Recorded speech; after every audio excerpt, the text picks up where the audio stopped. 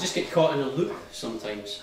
Play, turn over, play, turn over, play, turn over, play, turn over, ad infinitum. Somebody slid the record out of the sleeve, placed it on the turntable. Catching sight of the cover, which against a dull and quintessentially 1970s avocado green background, presented the viewer with a large airbrushed miniskirt arse combo, which at best could be described as none too subtle, I knew at once that it was a Velvet Underground live LP. The risible cover had alerted me during many previous record shopping trips to the fact that it wasn't an official release by the band during their lifetime. I'd always assumed that some clueless mid-70s staffer at Mercury Records had thought a sexy LP cover using a generic stock painting would help shift units, milking the back catalogue of an old band that was just beginning to hit the cult status ranks.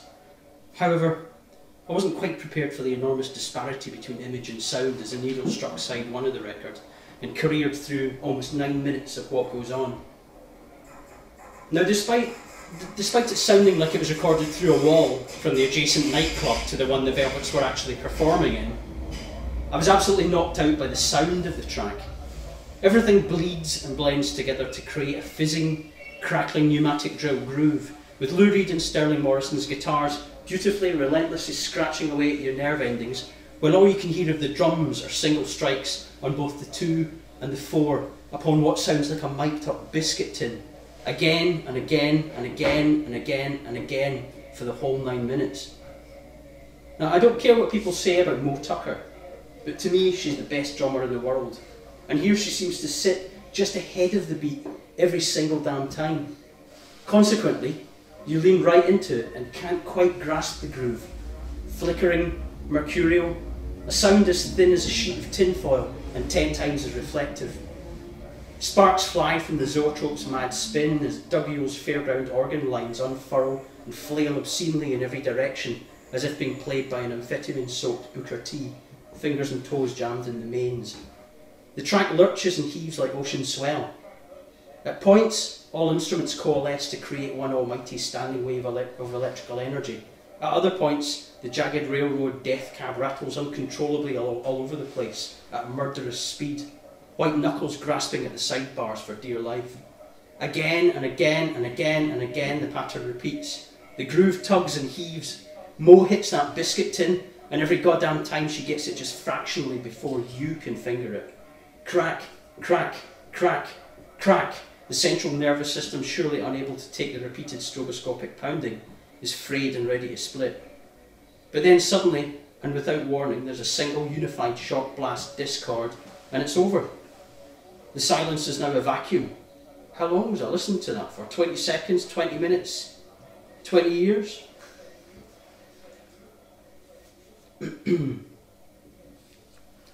As a reasonably music-savvy child growing up in the 1980s, I knew well enough that Donna Summer's I Feel Love was ubiquitous shorthand for a 1970s disco style that opened the door to 1980s pop modes.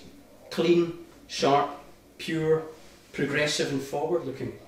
It bore no acrid whiff of Afghan coats, flares, stringy BG hair and Travolta naffness that the word disco generally carried for an 80s kid like me. Somehow it seemed timeless, it still does, but also strangely somehow outside of time altogether. Perhaps that was why I'd never actually paid proper attention to it. It felt like it had always been there and always would be. That never-ending silky chattering groove, a reverse echo beaming back from a point perpetually 5 minutes into the future. Now, the first time I really felt I Feel Love, rather than merely hearing it on tinny radio speakers or on a TV set, was an experience I'll never forget. Rather than the drug-fueled orgiastic dance floor reverie, all dry ice and flickering strobes that might be expected to accompany such an experience, the context for me was altogether more prosaic. I wasn't on drugs, I was only mildly tipsy after several pints, and was standing very near the right channel's speaker stack. I hadn't been dancing, and was just out with a few friends for a few drinks, and was probably going to leave shortly and head home, when something quite peculiar happened. I hadn't even registered that I Feel Love had begun issuing from the sound system. It was just there. Maybe it had been playing for some time, but as the synth swelled and the liquid arpeggios rose, What hit me was a sense of complete spatial and temporal disorientation, accompanied by a weird vertiginous lurch as I began to register that something was very wrong. At first I thought that somebody had spiked my drink.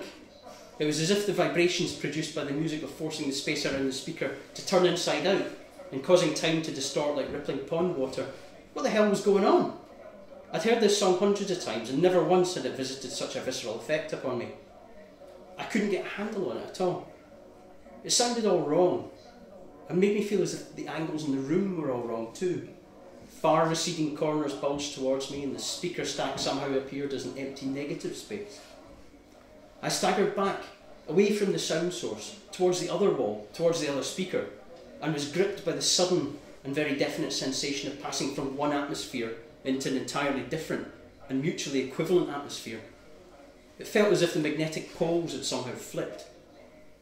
I stood directly in front of the left speaker stack now, and the air around me seemed to instantly snap back into shape at the command of the track's monstrous pulsating bassline, a colossally simple electronic wobble, now unadorned by the psychic battery of arpeggio that I'd experienced seconds earlier. I managed to catch my breath, and despite beginning to realise that no, my drink hadn't been spiked, and that my bizarre mise en abîme experience must have been down to some kind of weird auditory phenomenon that lay beyond my grasp, my friends looked on in bafflement as I staggered around in front of the left channel speaker, eyes bulging, mouth wide open as if I was having a mild seizure. I still can't really fully explain what happened next, but I found myself locked into a spasmodic headless chicken lurch, back and forward from speaker to speaker, from atmosphere to atmosphere, via what felt like an airlock in the midpoint. Here, both sonic events appeared to click into some kind of synergistic whole, and a kind of beautiful normality was temporarily achieved. And then came the voice. Riding on top of all this sheet metal, liquid glass and alien electricity was the smoothest human voice I'd ever heard. Simultaneously narcoleptic and adrenalised. Falling free. No beginning, no end. I feel love. Of course, what I'd so viscerally experienced that night was perhaps nothing more than a magic trick. And bizarrely, I found out years later that Donna Summer herself, as if caught in some kind of weird negative feedback loop, had fallen prey to the very same sleight of hand. Upon standing close to the right channel speaker as her song played in a club one night, shortly after its release in 1977, she too was disturbed to find that it sounded totally wrong. She rushed home to phone producer Giorgio Moroder, who knew very well what was afoot. During production, Moroder had stumbled across the most beautifully simple way of constructing this future music, and in the process created a work that perhaps accidentally places human and machine in a strange kind of locked dance, where they shift in and out of phase and in and out of time for what feels like an eternity. What is actually happening is that if you listen to the left-hand speaker, you'll hear the strident, relentless, on-beat march of the synth bass line, which anchors the track. Conversely, if you listen to the right-hand speaker, you'll hear that bass line altered and delayed. But that delay, having been entered by ear, the result of an analogue process, not perfectly quantised as you find in digital recordings today, is all over the place. It appears to drift in and out of time and seems to throw the beat back and forward, warping the listener's sense of both time and space. When you place these two channels together, however, it works. I don't know how it works, but it sounds like nothing I've heard before or since. It's beautiful. It's alchemical. It seems to exist truly outside of time as I understand it. Unlikely bedfellows as they may seem, but for me, this pair of tracks quickly became inextricably linked and began to operate as a kind of double feature soundtrack to my final teenage summer. Despite the incompatible production values and the very different eras from whence these works came, there seemed to be something pure, ageless and crystalline about each half of this perfect little sonic pairing. It slowly dawned on me that this music I'd discovered something about both the imperfection of the mark of the human hand and the malleability and porous warp and weft nature of time and perception. Then I realised, with almost unprecedented delight, that with both tracks falling between 8 and 9 minutes in length, I could record the individual tracks on either side of a cassette tape, so that while the Velvet's delirious freight train nervous system battering ram was drilling its way into my DNA, Donna and Giorgio were silently dancing backwards in readiness to unspool their magic silken narcotic web. So back and forward I'd go, caught in a loop, no beginning, no end, a Sony Walkman and a battered cassette. Time seemed to last forever that summer.